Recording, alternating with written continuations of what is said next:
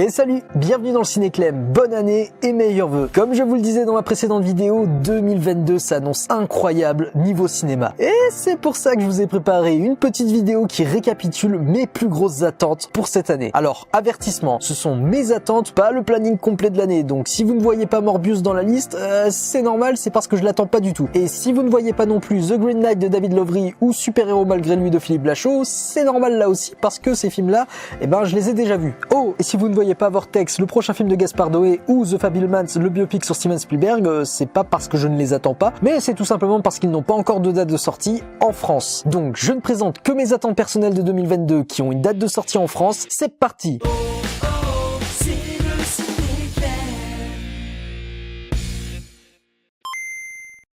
Le 5 janvier sortira en salle Licorice Pizza de Paul Wes Anderson qui nous fera basculer dans le Los Angeles de 1973 avec la rencontre de deux lycéens qui rêvent de travailler dans le domaine artistique.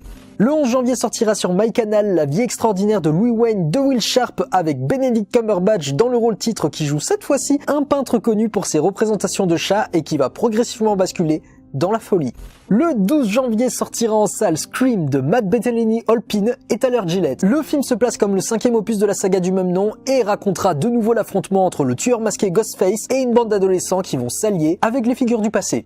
Toujours le 12 janvier sortira en salle Cher Evan and Son de Steven Spielberg qui est l'adaptation de la comédie musicale du même nom et qui raconte l'histoire d'un jeune homme qui souffre d'anxiété sociale et qui à la suite d'un mensonge énorme va voir sa vie se transformer. Le 14 janvier sortira sur Apple TV+, The Tragedy of Macbeth de Joel Cohen qui est une nouvelle adaptation de Macbeth de William Shakespeare et qui met cette fois-ci en scène Denzel Washington dans le rôle principal. Et le tout distribué par la boîte de production A24. Le 17 janvier sortira sur Amazon Prime Spencer de Pablo Larraín. L'histoire est un biopic sur la vie de la princesse Diana incarnée par Kristen Stewart. Le 19 janvier sortira en salle Nightmare Alley de Guillermo del Toro qui met en avant un homme traversant une mauvaise passe qui rebondit en décrochant un job auprès de mystérieuses personnes. Le 26 janvier sortira en salle Nos âmes d'enfants de Mike Mills, nouvelle production A24 qui raconte l'histoire de Johnny, interprété par Joaquin Phoenix qui est journaliste radio et qui voit sa vie basculer avec l'arrivée d'un jeune garçon avec qui une relation va s'installer et changer leur vision du monde. Le 9 février sortira en salle Mort sur le Nil de Kenneth Branagh qui fait suite au crime de l'Orient Express et qui mettra en avant une nouvelle enquête pour le très célèbre Hercule Poirot. Le 16 février sortira en salle The Power de Corinna Face qui raconte l'histoire d'une jeune infirmière débutante qui se voit débarquer dans l'équipe de nuit d'un hôpital délabré. Et ce nouveau job va faire basculer la jeune femme dans l'horreur et les secrets du passé. Le 18 février sortira sur Netflix Massacre à la tronçonneuse de David Blue Garcia qui effacera toutes les suites de l'original et se positionnera comme le deuxième chapitre officiel de cette histoire débutée en 1974. Le 2 mars sortira en salle The Batman de Matt Reeves avec Robert Pattinson dans le rôle titre. On prend les mêmes personnages et on recommence avec une relecture du Chevalier Noir sous un nouvel angle.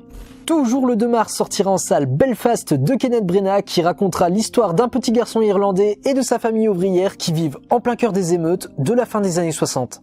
Le 23 mars sortira en salle Cyrano de Joe Wright avec Peter Dinklage dans le rôle titre. Revisite de l'œuvre de Raymond Rostand, l'histoire de Cyrano de Bergerac est cette fois-ci illustrée sous la forme d'une comédie musicale.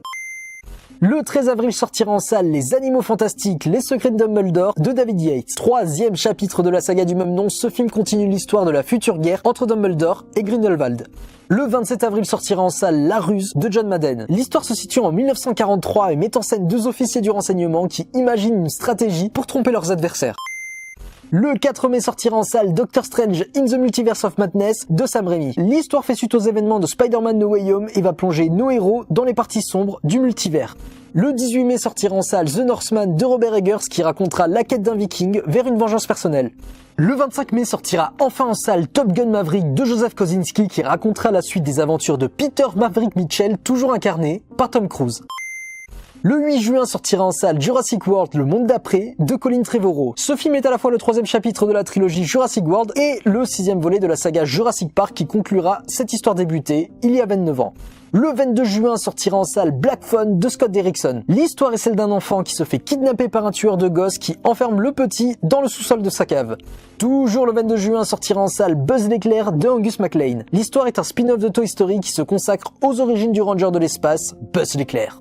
Toujours le 22 juin sortira en salle Elvis de Baz Luhrmann. Le réalisateur de Moulin Rouge replonge dans la musique en racontant cette fois-ci le biopic sur le chanteur Elvis Presley.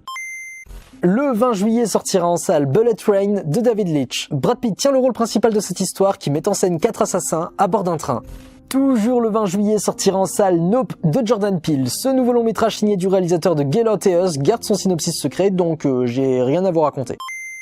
Le 24 août sortira en salle Samaritan de Jules Avery avec un Sylvester Stallone dans le rôle d'un ex-super-héros disparu depuis 20 ans qui va devoir sortir de sa retraite. Le 5 octobre sortira en salle Don't Worry Darling d'Olivia Wilde. L'histoire se déroule dans les années 50 et raconte la vie d'une communauté isolée dans le désert de Californie. Et au sein de ce groupe, une femme au foyer voit sa vie chamboulée.